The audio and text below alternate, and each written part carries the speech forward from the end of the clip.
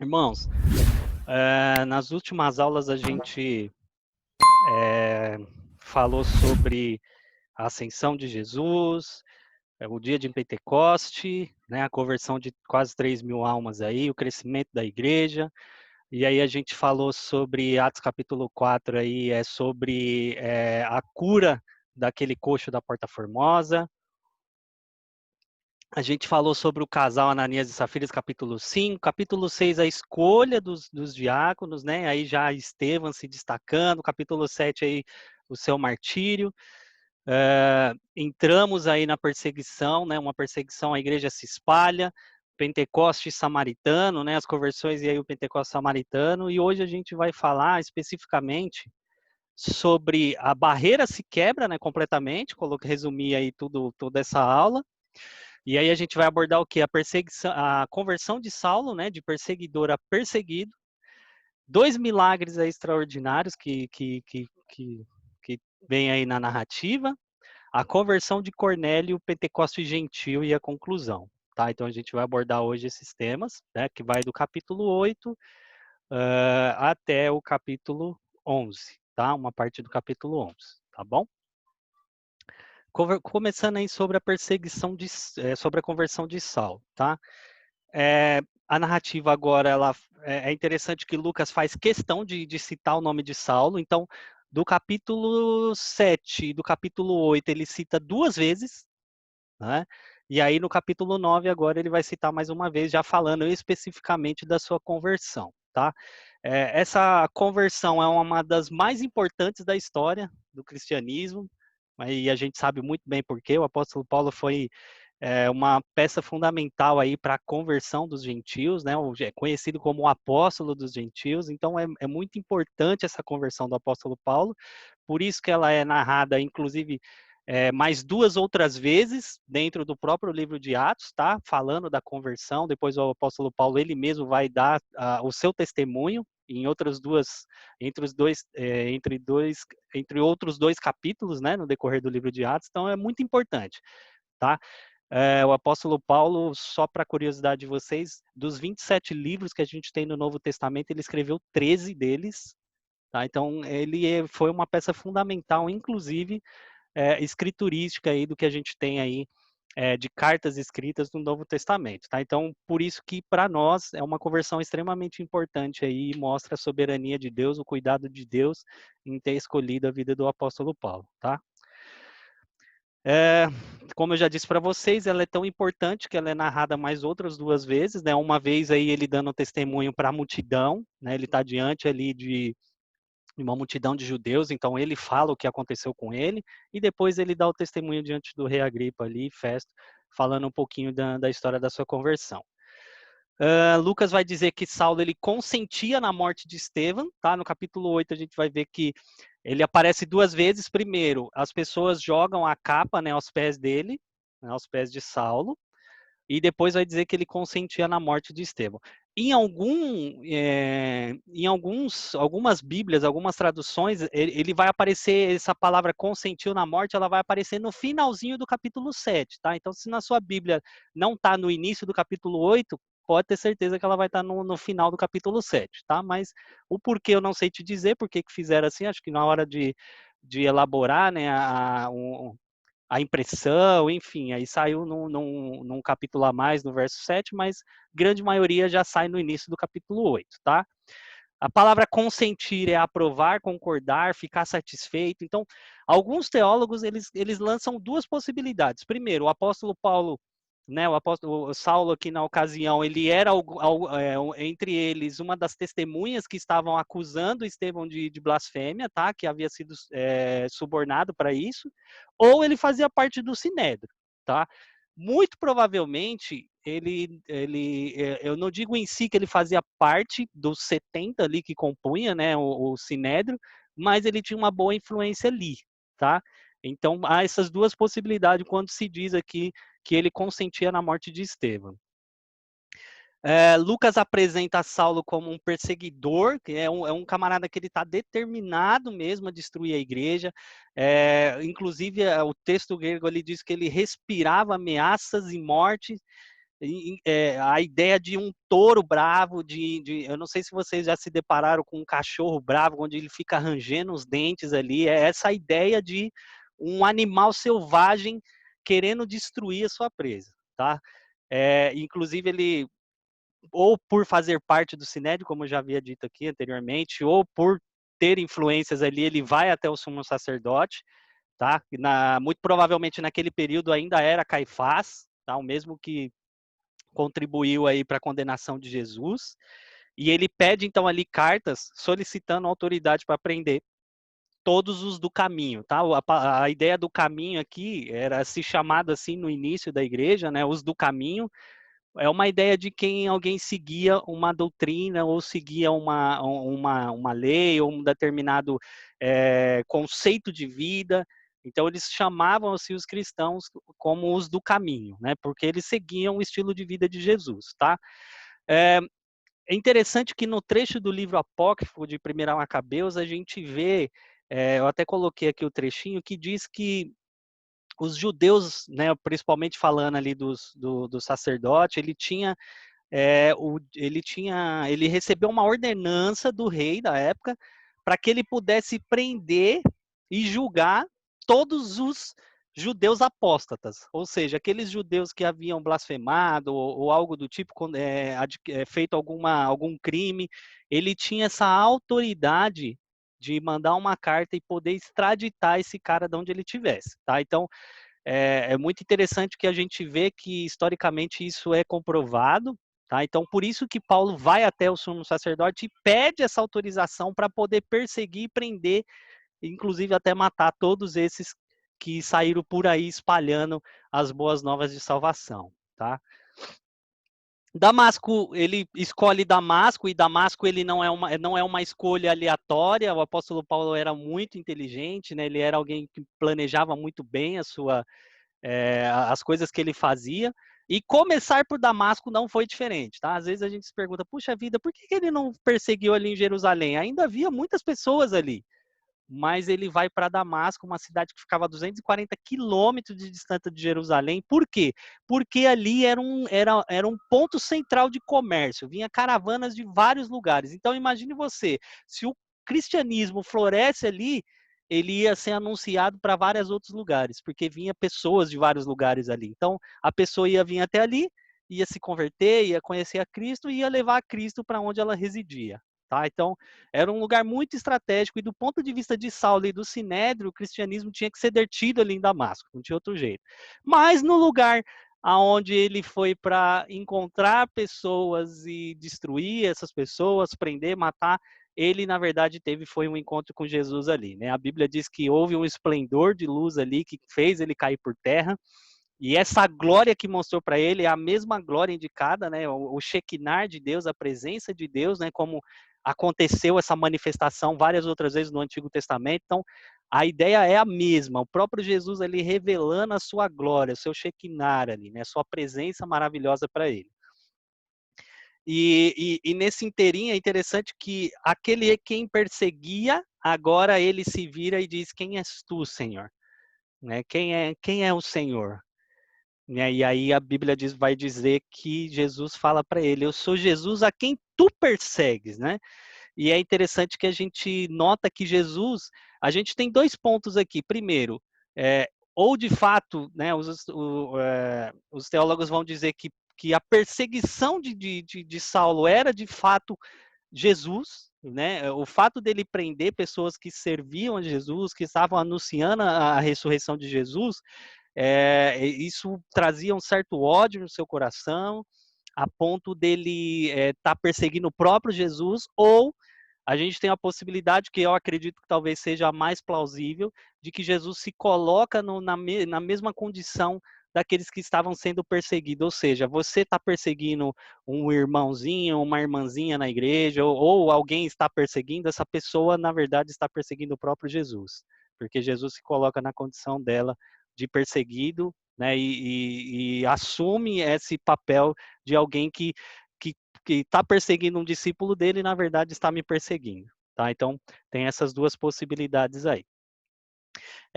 Trazendo um ponto de curiosidade aqui para vocês, quando a gente olha para o capítulo 9, a gente, nas Bíblias versões mais antigas, como a Almeida Corrigida e Fiel, a gente tem um ponto a mais aí, tá? No capítulo 5, por exemplo, vai aparecer assim, ó. Duro é para ti recalcitrar contra os aguilhões. Tá? E no início do capítulo 6 vai trazer, e ele tremendo atônito disse, Senhor, que queres que eu faça?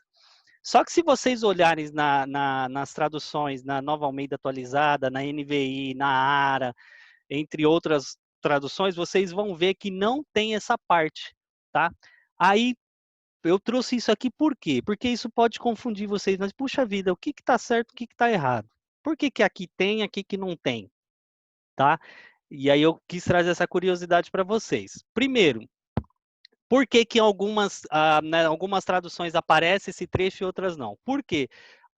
Quando a gente, e aqui falando um pouquinho de crítica textual para vocês, quando a gente vai falar de confiabilidade de um documento, quanto mais antigo ele for, perto do original, mais confiável ele é, tá?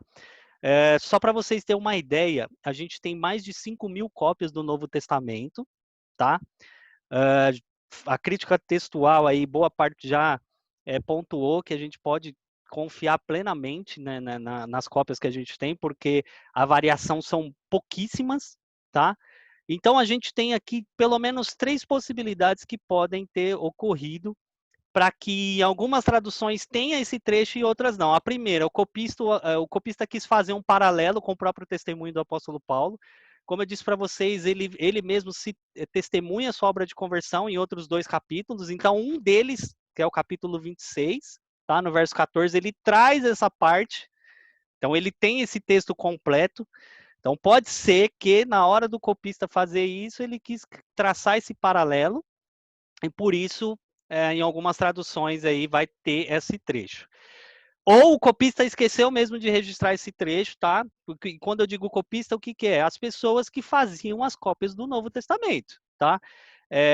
Não tinha, né? A gente não tinha como armazenar na nuvem, a gente não tinha como fazer uma impressão em larga escala, era tudo feito manualmente, tá? Então, as pessoas que copiavam esses textos são chamados de copistas.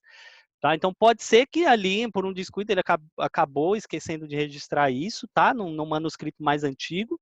Ou, de fato, Lucas, como ele era o registrador dessa narrativa, né? Quem foi a fundo pesquisou e em muitas ocasiões até participou como testemunha ocular, pode ser que nesse primeiro registro do apóstolo Paulo, ele fez com base num testemunho ocular e não direto do próprio apóstolo, tendo em vista que a gente vai ver que ele tem um contato maior e começa a participar da vida junto com o apóstolo a partir do capítulo 15, se eu não estiver enganado, em diante, tá? Ou é do capítulo 13, enfim. Então, pode ser essas 3 possibilidades, mas o que importa é que a narrativa foi feita por Lucas, né, da conversão de Paulo, e tanto a sua narrativa de Paulo também, ela contribui para o embelezamento do texto, né, da conversão de Paulo, e isso é uma verdade importante e que não pode ser ignorada, né? Assim como a gente tem as diferentes olhares, né, no Novo Testamento falando aí dos evangelhos sinóticos, né, onde cada um narra uma perspectiva diferente, aqui também não é diferente, então não importa para nós. O importante é que o texto bíblico é verdadeiro e a gente pode confiar, tá?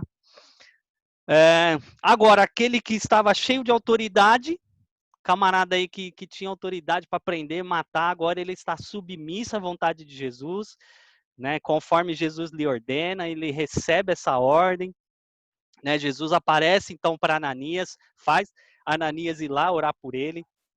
Então agora aquele que perseguia Jesus, agora ele vai padecer pelo nome dele.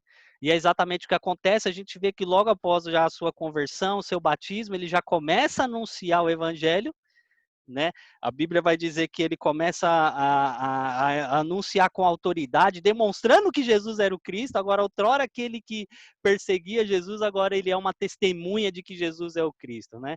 Interessante que alguns teólogos, como Martinho Lutero, por exemplo, vai dizer que se Estevão não tivesse orado, Saulo não teria convertido. Por quê? Muito provavelmente o testemunho de Estevão, tudo que Estevão fez, explanou as escrituras, né, mostrando ali que Jesus era o Cristo, isso provavelmente deve ter dado uma ferroada aí no coração do apóstolo Paulo, e quando ele teve esse encontro genuíno com Jesus, aí ele teve que se render, tá? Não teve jeito. Aí agora de um perseguidor, agora ele vira perseguido por causa do evangelho de Jesus, tá? Então a gente pode destacar aqui 3 pontos importantes sobre a conversão de Saulo para a gente compreender melhor. Então, Paulo não se converteu, tá? A primeira coisa que a gente entende aqui que ele não se converteu em si. Ele não, ninguém fez um apelo para ele. Vem aqui, Paulo, aqui na frente. E aí eu já abro um parênteses aqui para dizer que eu não sou contra isso, tá? Mas é interessante que a gente vê que Jesus foi e acabou convencendo ele de fato, e ali ele houve a transformação de vida, né? A causa da conversão de Paulo foi a graça soberana de Deus. O apóstolo não se decidiu por Cristo, pelo contrário, ele queria perseguir Cristo, mas aquele que outrora estava perseguindo Cristo, agora, na verdade, Cristo é que decidiu perseguir ele e fazer com que ele se rendesse de fato de vez, né? Um outro ponto, segundo ponto, é que Paulo, ele era um touro bravo, já falei para vocês aqui que a ideia do respirava mortes, né, e ameaças, é uma ideia de um touro bravo, tá? E aí o texto vai dizer que, principalmente lá em Atos capítulo 26, o próprio apóstolo Paulo testemunhando isso, ele vai dizer que Jesus disse para ele que dura coisa era para ele recalcitrar contra o aguilhão. Então, o que isso quer dizer? O aguilhão, aqui do lado esquerdo da tela, era uma ferramenta pontuda que servia para espetar o boi. Quando o cara estava mexendo no arado, ou na lavoura, ou estava numa carroça e o boi, de certa forma, não queria obedecer, ele cutucava o boi com isso, tá? Então, o que Jesus estava querendo dizer para ele? Meu filho, não adianta você querer fugir, você só está se machucando, você só está se ferindo. Então é melhor você se obedecer logo, se submeta à minha vontade, que vai ser melhor para você. Então, um ponto interessante é isso, né? De que o touro bravo agora, que, que estava resistindo contra o aguilhão, agora de fato ele se rende e ele vira aí um dos maiores apóstolos aí que a gente teve na história, né? E um terceiro lugar é que Paulo era um intelectual que resistiu à lógica divina, né? Se a conversão de Paulo não foi repentina, também não foi compulsiva. O que eu quero dizer com isso? Que Paulo era um camarada inteligente, né? Quem já estudou a vida do apóstolo Paulo sabe que ele era diferenciado. Só que a sua lógica intelectual, sua lógica humana, ela, apesar de num primeiro momento resistir à lógica divina, ele acaba se prostrando. Por quê? Porque quando Jesus chama ele, né, e Jesus não faz isso de uma forma a esmagá-lo, a obrigá-lo, a colocar corrente nos seus braços, né, não usou hipnose, transe, algo do tipo. Pelo contrário, Jesus apela à sua razão e seu entendimento, tá? Em que sentido? Jesus fala para ele, ó, faça isso, faça aquilo. E logicamente, tá, por uma questão de obediência, de raciocínio lógico, de que ele compreendeu que Jesus era o Cristo, então o apóstolo Paulo vai e obedece, se submete ao senhorio de Jesus, tá? Falando já aí sobre 2 milagres extraordinários, né? Quando a gente vê a continuação da narrativa, né?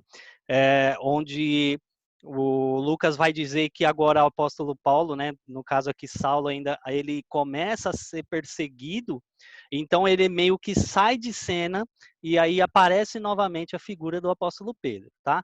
Segundo Lucas, ele ia passando por parte das cidades, visitando, né, os irmãos ali, aqueles irmãos que tinham adquirido essa nova fé, né, que tinham se submetido ao senhorio de Jesus. Então ele vai passando, vai visitando esses irmãos, e ele passa ali também por uma cidade chamada Lida, tá?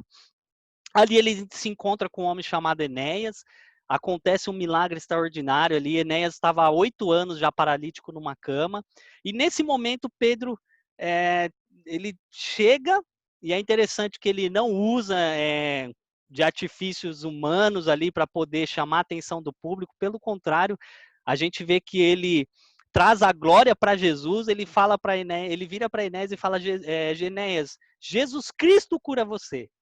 E aí a gente vê o poder do nome de Jesus, né? Como Jesus ainda está vivo, está atuante, né? Está atuando na vida, no ministério ali dos irmãos, e no nome de Jesus aquele enfermo é curado, tá? E isso traz uma alegria notória ali no meio daquele povo, muito se converte ao Senhor. A narrativa, inclusive, vai nos dizer que por causa deste milagre, ele acaba ficando alguns dias ali na cidade de Jope, que era uma cidade perto. E aí essa cidade fica sabendo, né? A cidade de Jope fica sabendo. Ele continua, na verdade, em Lida, a cidade de Jope fica sabendo, e alguns irmãos vão até o encontro do apóstolo Pedro, né? Do tamanho repercussão que tomou esse milagre notório que havia sido feito na vida de Enéas. Ele tinha um motivo claro, né? Uma pessoa temente ao Senhor havia morrido. Então, esses discípulos que residiam na cidade de Jope, eles vão até Pedro, porque uma das discípulas havia morrido, né? A discípula chamada Tabita, né? Também conhecida como Dorcas, que era o seu nome hebraico, né? Dorcas. Ela havia morrido, tá? Então, Pedro vai até ali, aquele lugar, para poder, de certa forma, ali ver o que poderia ser feito, né? Pelaquela discípula. Interessante que, como Jesus, ele pede que todo mundo saia ali da sala onde estava essa pessoa, onde essa pessoa se encontrava morta, né? Ninguém, e eles vão até ele, mas ninguém pede para que ele realize um milagre, né? Ainda que Jesus certa vez disse que eles tinham poder para ressuscitar mortos, Pedro não podia agir por iniciativa própria. Por isso que a narrativa vai dizer que ele pede a direção de Deus ali, ou seja, ele se ajoelha, ele ora ao Senhor ali, pedindo para que um milagre fosse feito na vida de Tabita, tá? Segundo a prática de Jesus, né, quando Jesus ressuscitou a filha de Jairo, Pedro manda que todos saiam então do cenáculo. Pedro segue a mesma regra ali de Jesus, né? Não que isso seja uma regra que quando a gente for orar por alguém, a gente tem que pedir para as pessoas sair, mas ele segue ali a mesma lógica. A gente não sabe o motivo, a narrativa bíblica não diz, mas o fato é que ele precisa estar sozinho ali com Jesus em oração reservada, e ele faz isso porque ele sabia da necessidade da importância que Dorcas tinha ali, né, que Tabita tinha, para aquelas, principalmente as viúvas, porque a Bíblia vai dizer ali que muitas das viúvas da qual Tabita ajudou, veio trazendo ali a sua obra de arte, né, que ela fazia linhos para elas, e então ela tinha uma contribuição muito importante nesse ministério ali de socorrer aquelas viúvas, né? A gente sabe que as viúvas eram pessoas desprezadas pelas sociedades, elas não podiam trabalhar, né? Não tinham esse sustento, porque eram os homens que as sustentavam, então muitas delas passavam necessidade. Então Tabita tinha um ministério muito importante ali, e Pedro sabia disso. Então Pedro tira o povo da sala, ora ao Senhor e um milagre acontece, né? A gente vê que a Tabita é ressuscitada, tá? E ela pode então exercer aí a continuidade desse ministério ali com um milagre extraordinário, né? Mostrando que a palavra de Jesus se cumprindo quando ele diz que obras maiores se fariam, né? Não no sentido específico de que nós poderíamos realizar um milagre maior do que Jesus realizou, mas de que as obras teriam extensões maiores do que o ministério de Jesus terreno teve, tá? Por quê? Novamente, nós somos a continuidade do ministério de Jesus aqui na Terra. Então, a palavra de Jesus se cumprindo aqui mais uma vez, onde mortos seriam ressuscitados, cegos veriam, né, através aí do ministério exercido através da minha vida e da sua vida e da continuidade no ministério de Jesus. Quando a gente entra então no capítulo 10, a gente vê a história aí de Cornélio, né? Cornélio também tem uma conversão aí muito importante para a história da igreja, né? Principalmente da igreja primitiva, ali o início da igreja. Por quê? A igreja, apesar dela continuar agranjeando adeptos, né, para essa nova fé, ela ainda estava com povos que não eram 100% gentil, né? Ou se tratavam de pessoas prosélitas, ou na grande maioria samaritanos, né? Pessoas que de certa forma tinham ali uma linhagem ali judia ou algo do tipo, tá? Ainda não se havia sido expandido de certa forma aos gentios mesmo, né? Ser aberta essa barreira aos gentios. Então, a igreja ela crescia ao longo ali da costa mediterrânea onde Felipe havia pregado, né, cidades ali circunvizinhas, e além disso, né, depois da visita aos cristãos em Lida, Pedro então se hospeda ali na casa de Simão, ali o curtidor, né, em Jope. Então ele sai de Lida, vai para Jope, realiza um milagre e ele fica ali. Era chegada então agora a hora de o evangelho ser anunciado para pessoas aí que não eram só de origem judaico-samaritana, né? O evangelho tinha que ser levado de fato aos gentios. Então Pedro, ele é o primeiro a romper essa barreira, né, entre judeus e gentios. A narrativa nos fala então desse Cornélio, que era um centurião da guarda italiana. Ele havia ali de alguma forma se inteirado dessa fé judaica, tá? A narrativa não diz como, mas diz que ele era um camarada temente a Deus, né, que sempre fazia boas obras, dava esmolas e consequentemente ali ele observava o sábado, né, que era o dia do descanso, ele frequentava a sinagoga, ele cumpria algumas das leis judaicas, né, de restrições alimentares, né, ele dava ali generosas contribuições materiais, porém, ele não era circuncidado, né, e não tinha passado por um rito de batismo, nada do tipo, porque o batismo, não sei se vocês sabem, mas já existia, tá? O rito do batismo nas águas, antes mesmo de Jesus, já havia essa prática, tanto é que a gente vê o apóstolo, o apóstolo não, o profeta João Batista ali, né, anunciando o caminho e ele batizava pessoas. Então, é, geralmente prosélitos, tá? Pessoas que queriam adentrar ali a fé, eles passavam por esse rito da água também, tá bom? Então, não era algo que somente veio com o início da igreja, tá? Quando eu digo a igreja ali, essa nova era da igreja cristã e do evangelho de Jesus, tá? Então, ele não passou por nenhum desses ritos, apesar dele ter essa simpatia pela fé judaica, tá? Então, desse modo, ele seguia o exemplo de inúmeros gentios que adoravam a Deus aí. Já havia outros gentios que tinham essa mesma prática, porém não se consentia com a circuncisão, batismo, apesar de observar algumas outras regras aí da religião judaica, tá? O interessante é que a Bíblia diz que ele não era só temente a Deus, mas que todos da sua casa eram. Então isso demonstra que Cornélio era um evangelista, né? Porque não só ele abraçou, mas ele estendeu isso às pessoas da sua família, envolveu eles nisso, né? Entendendo que era uma fé verdadeira, ele envolve a sua família nisso, tá?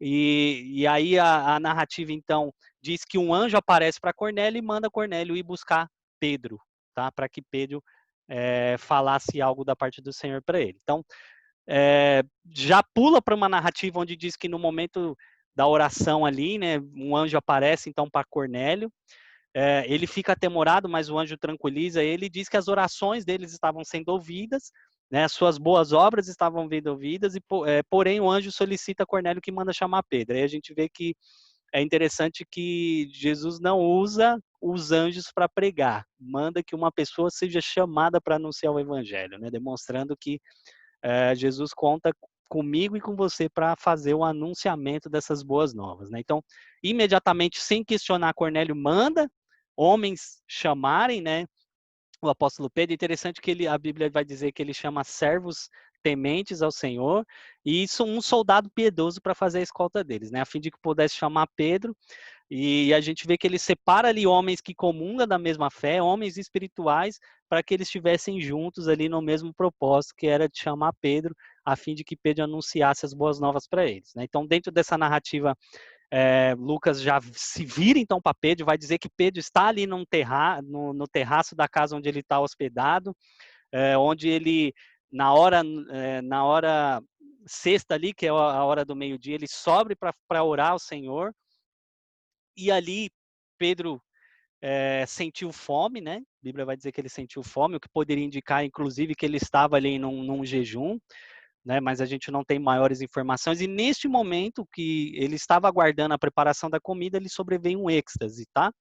A ideia do êxtase não é nenhum transe, nada do tipo, onde a pessoa perde o sentido, porém ele entra nesse estado onde ele vê uma visão, né? E a visão que ele vê é de um lenço que descia, né, um pano que descia com quatro pontas, e ali existia todos os tipos de quadrúpedes, répteis, só não havia ali nesse meio os peixes, tá? Mas de resto todo tipo de animal existia ali no meio, na visão que Pedro estava vendo. Aí eu queria já abrir a participação de vocês aí para entender por que Jesus estava dando, né, essa visão para Pedro. Por que Deus estava dando essa visão para Pedro? O que isso poderia significar para Pedro? O que vocês acham? Quem quiser comentar, irmãos, pode abrir o próprio microfone, bem? Está aberta a possibilidade. O que que vocês acham que isso simbolizava? Por que que Deus dá essa visão para Pedro?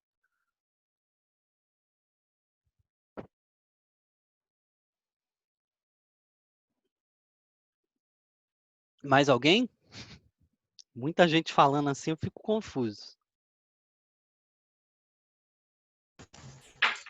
Porque Deus estava trolando o Pedro, viu? Aí ele quis essa, essa visão para ele. Eu estava trolando Pedro. Quem mais?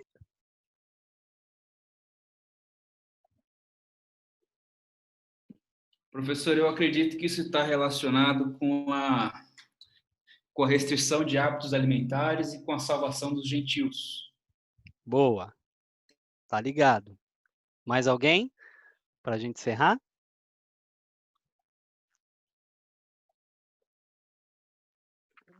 Tá, então vamos lá. A gente tem algumas lições aqui. Primeiro é exatamente essa ideia, tá? Que o Fernando acabou, acredito que foi o Fernando pela voz que acabou de dizer. Havia uma restrição alimentar para os judeus que os separavam dos outros povos. Então, o povo judeu era um povo exclusivo, gente. Ele tinha essa separação. Deus deu algumas regras para eles, algumas leis, para que eles fossem de fato separados das outras nações, tá? Então, quando Deus mostra para ele todo esse tipo de animais, a primeira reação que Pedro tem é: Senhor, eu nunca pus nada impuro na minha boca, tá? O que que Deus estava querendo dizer ali? Eu estou removendo essa barreira cultural que separa o povo judeu das demais nações. Então, tudo aqui agora que eu criei é santificado. Eu estou rompendo essa barreira. Já não existe mais essa separação entre vocês, povo judeu, e as demais nações que comem esses tipos de animais que vocês não comem, tá? Um outro ponto, a barreira entre judeus e cristãos e samaritanos, né? Cristão havia sido já retirada quando Pedro e João foram lá orar por eles, né? Na aula anterior, a gente falou para vocês aí do Pentecoste samaritano, da importância disso, inclusive para a vida dos apóstolos, né? Demonstrando que essa barreira já havia sido quebrada, tá? Fazendo esses crentes samaritanos agora também membros dessa igreja, porém agora estava chegando a hora desse mesmo privilégio de receber a plenitude do Espírito, de fazer parte da comunhão, da graça, né, de todos os benefícios que Jesus conquistou na cruz, também aos crentes gentios, tá? Um outro ponto, não foi o homem que fez que quebrou essa barreira. Não foi o apóstolo Pedro que foi lá, olha, agora a gente agora vamos romper essa barreira. Não, o próprio Deus removeu isso. Porque o próprio Deus estava derramando o seu espírito sobre outros povos, sobre outras línguas, sobre outras nações. Tá? Então, o próprio Deus estava removendo essa barreira que separava o judeu do gentio. Deus instrui Pedro a aceitar os crentes gentios, demonstra que através dessa visão de que Deus havia purificado tudo e que com isso ele queria dizer que essa barreira estava sendo quebrada, ele demonstra para Pedro que Pedro deveria aceitar no seio da igreja esses crentes gentios. Não só Pedro, como os demais também, tá? Deus e não Pedro é que abre as portas dos céus aos gentios, né? O próprio Deus que faz a inauguração aí através da vida de Pedro dessa nova fase do evangelho. Então, Deus estava preparando Pedro para o que haveria de vir, né? A gente viu aqui que Cornélio, o anjo aparece na visão para Cornélio, dizendo que ele precisa chamar Pedro para anunciar para ele as boas novas. Então Deus em paralelo traz essa visão para Pedro, preparando ele para essa nova fase do evangelho, tá?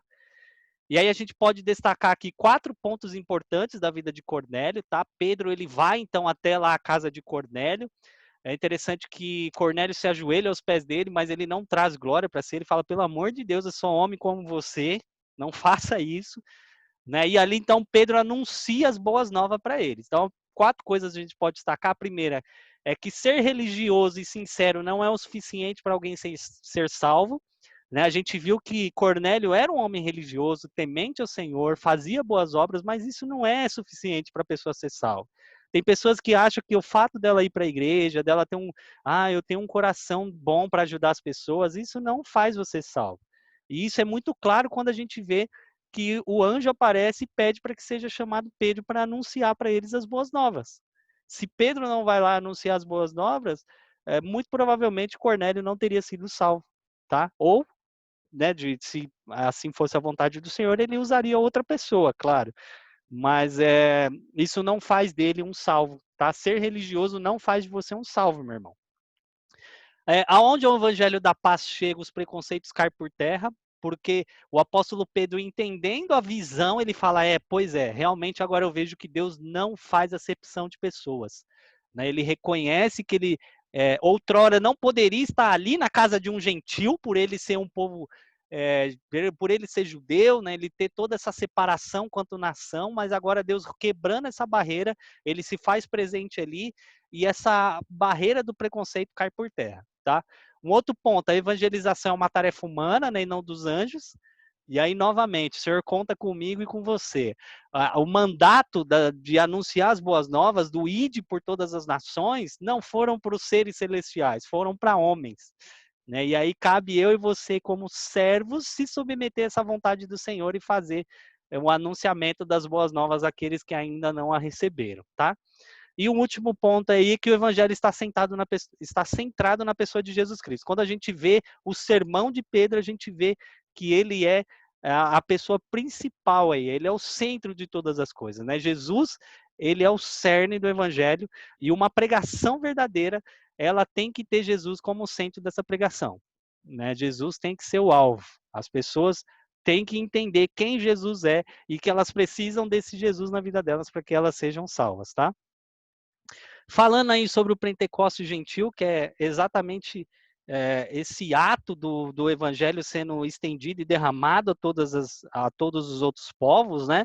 A gente vai ver que a narrativa de Lucas nos diz que enquanto Pedro pregava, de repente aconteceu algo com aqueles gentios que foi extraordinário, principalmente para Pedro e aqueles que estavam junto com ele, acompanhando ele na viagem. Que diz que enquanto Pedro falava essas palavras, ou seja, ele estava anunciando ali a morte, a ressurreição de Jesus, e que eles deveriam se arrepender de seus pecados e receber a Cristo, o Espírito Santo caiu sobre todos eles que ouviam essa mensagem. E vai dizer, inclusive, que eles começaram a falar em outras línguas. Tá demonstrando ali um derramar do Espírito, né? Muito parecido com o que aconteceu lá em Atos capítulo 2, onde eles recebem o Espírito, eles começam a falar em outras línguas e anunciar as grandezas de Deus. Aqui a semelhança é muito parecida, porque eles recebem o Espírito, começam a falar em outras línguas, anunciando as grandezas de Deus. Então, na casa de Cornélio, Pedro mais uma vez presencia nesse derramar do Espírito, mas desta vez ele desce agora sobre gentios. Já não eram mais pessoas, que eu posso dizer assim, híbridas, né? Meio judeu, meio gentil, né? Samaritano. Agora era ali um 100% gentil. Né? Cornélio era um centurião ali da guarda romana, né? Ali da região da Itália. E ele era 100% gentil. Apesar de ser um simpatizante da fé judaica, ele era gentil. Então, indicando assim que eles fazem agora parte da igreja, de pé de igualdade com eles. Eles receberam o mesmo dom do Espírito. Né? E a manifestação disso visível para eles, né, principalmente para o apóstolo Pedro, demonstrou que agora Jesus quebrou de vez essa barreira. A barreira agora de separação entre gentil e judeu agora de uma vez por todas foi quebrada. Né? Então, o Espírito Santo vai aos gentios antes de serem batizados. Por quê? Para que eles não pudessem dizer assim, não, vocês precisam primeiro ser batizados nas águas para depois vocês receberem o dom do Espírito. Tá? Pelo contrário, isso não acontece. Eles recebem o dom do Espírito antes mesmo de ser batizados, a ponto depois do apóstolo Pedro falar o que impede eles agora de serem batizados. Nada. Se o próprio Espírito já visitou eles, mesmo antes, né, deles serem batizados, quem somos nós para impedir de que eles recebam agora o batismo, né, no nome de Jesus? Então, esses gentios agora demonstram, né, essa evidência de que Deus não faz de fato acepção de pessoas, ele não escolhe classe social, não escolhe cor, ele é derramado sobre todos, sem distinção, né? Do mesmo modo que foi derramado em Atos 2, né? E mais, a vinda do Espírito agora nos mostra que os ritos como circuncisão, né, como alguns outros ritos alimentares, eles se tornam obsoletos, né? Já são de certa forma aí abolidos, né? Demonstrando que agora, de fato, como o próprio apóstolo Paulo vai nos dizer, a circuncisão é no coração, não feita por mãos humanas, mas pelo próprio Deus, tá? Então, esse derramar, essa percepção de que eles viram ali a manifestação do Espírito na vida deles, nos mostra de fato que eles não precisou ser circuncidado para receber o Espírito Santo, não precisou ser batismo. Então, os rituais, eles se tornam nesse sentido obsoleto, tá? O batismo não o batismo das águas como a gente tem hoje, mas o batismo que era feito aí principalmente para prosélitos e pessoas que eram simpatizantes com a fé judaica, tá bom? Uma conclusão aí já para a gente abrir as participações aí, indo para a conclusão. Primeiro, não há vaso ruim que não possa ser usado por Deus. Quando a gente vê essa história maravilhosa da conversão de Saulo, né? Vem se tornar aí posterior aí o apóstolo Paulo, né, um grande homem de Deus aí. Eu já queria abrir um parênteses aqui, que Saulo, ele não vira Paulo após a sua conversão, tá? Ele tinha esses dois nomes, tá? Antes que alguém gere essa confusão aí, eu sei que tem pessoas que acreditam que depois da sua conversão, Deus muda até o nome dele. Pelo contrário, Atos capítulo 13 vai dizer que Saulo também chamava Paulo, tá? Por uma questão lógica, né? Porque Paulo era um nome grego, tá? De origem latina, né? Como ele tinha essa cidadania romana, então ele tinha um outro nome que ele utilizava, e como ele é o apóstolo dos gentios, então faz muito sentido ele usar um nome que não é de origem judaica, tá? Que não é de origem hebraica aí, porque Saulo, ele vem de Saul, tá? Que é uma homenagem, inclusive, ao rei, o primeiro rei aí, que é o rei Saul, que é da tribo de Benjamim, inclusive, tribo que o apóstolo Paulo vem como descendente, tá? Então, só para não criar essa confusão aí, mas a gente vê que Paulo era um camarada ruim, né? Era um perseguidor. E aí, às vezes, a gente olha para determinadas pessoas, né, parentes nossos, irmãos, vizinhos, a gente fala, não, nem Deus quer isso, né? Como diria a minha esposa, nem Jesus quer essa pessoa. Essa pessoa é muito ruim, né? Mas a gente vê que não há vaso ruim que Deus não queira usar. É interessante que apesar dele ser essa pessoa monstruosa, matou pessoas, consentiu na morte de pessoas, o Senhor transformou a vida dele e o usou tremendamente. Então, se você tem orado por uma pessoa, né, e já está querendo desistir porque fala, não, essa pessoa não tem mais jeito, não desanime, porque não tem vaso ruim que Deus não possa usar. Não tem vaso ruim que Deus não possa transformar num vaso de honra, num vaso que vai ser cheio do Espírito dele para anunciar as boas novas. O outro ponto, o nome de Jesus ainda continua fazendo milagres, né? A gente vê aí claramente aí na realização desses milagres de que o nome dele tem poder, ele é atuante. A gente, inclusive, tem visto os milagres do Senhor acontecendo no meio da nossa igreja, né? Em outras denominações, no meio de tantas vidas, né? E ainda o maior dos milagres que é a salvação, né? A gente vê o nome de Jesus, né? O Evangelho de Cristo transformando vidas, e isso, para mim, é o maior milagre que a gente pode ter aí, humanamente falando, tá? As nossas orações não são meras palavras jogadas ao ar, apesar, né? Por que eu digo isso? Porque apesar de Cornélios ali ainda não ser salvo, né? Ele era uma pessoa religiosa, ele ainda não tinha recebido o evangelho, né, para ser salvo, mas a gente vê que o fato dele ser temente ao Senhor e de ele orar, de certa forma, as orações deles não eram jogadas ao ar. O próprio Deus manda o anjo para dizer: Deus tem ouvido a sua oração. Né? Deus tem ouvido a sua oração. Então, meu irmão, se Deus ouviu lá a oração de um ímpio, que dirá a sua? Que você já é filho, que você já conhece as boas novas, que você já recebeu, que você tem o Espírito Santo atuando na sua vida.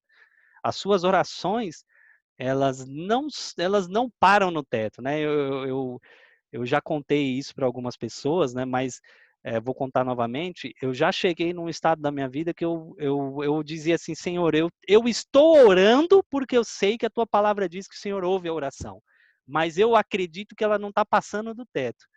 Mas mero ledo engano meu, né? O Senhor estava ouvindo sim a minha oração, porque a palavra dele diz que ele ouve a nossa oração, e o maior prova disso é esse testemunho de Cornélio, né? Que ele, ainda sendo ímpio, o Senhor tinha ouvido a sua oração. O Senhor estava ouvindo as orações dele. Tá? Então, não ache que as suas orações são em vão. O Senhor está ouvindo cada uma delas. Outro ponto, sinceridade de coração não salva ninguém, se o entendimento está errado. Novamente aí voltando para Cornélio, ele era um homem sincero, fazia boas obras, né, com o coração ali sincero, mas se você não tem um entendimento correto das escrituras, meu irmão, se você não tem um entendimento correto do evangelho que te salva, esse evangelho que é poder para salvar, para transformar, você não é salvo. Isso não te garante salvação. Tá? Boas obras, sinceridade de coração não garante salvação. O próprio apóstolo Paulo vai dizer lá em Romanos capítulo 11, né, capítulo 9, capítulo 10, capítulo 11, ele vai dizer isso. Ele vai mostrar que os judeus que não aceitaram Jesus, eles têm zelo no coração. Muitos deles são sinceros, mas por um entendimento errado, um zelo errado com as coisas de Deus, eles não recebem o evangelho da graça e continuam em perdição, continuam debaixo da ira de Deus, tá? Então, se você pode ter sinceridade de coração, você pode ajudar na igreja, o que for, se você não tem um entendimento claro do evangelho, da graça, esse evangelho que transforma, você não é uma pessoa salva, tá? Isso não garante que você vai ser salvo. E, novamente, aí, a responsabilidade humana de evangelizar, né? Deus não confiou isso a anjos, apesar de poder fazer isso, não fez. Ele confiou essa responsabilidade a homens, né? Homens e mulheres que estão dispostos a fazer, a cumprir esse chamado do Senhor, que é de fazer discípulos de todas as nações, tá? Então, é uma responsabilidade minha e sua, meu irmão. E toda vez que a igreja falha nisso, a igreja está pecando, porque isso é uma ordem que o Senhor deixou para a igreja de Jesus, e precisa ser exercido por mim e por você. Não é os anjos, não é, enfim, o que os seres celestiais, é eu e você, é uma responsabilidade humana. Porque Deus poderia muito bem ter usado aquele anjo para anunciar as boas novas para Cornélio, mas ele não fez, demonstrando novamente que a ordem do ID é para mim e para você. Tá bom?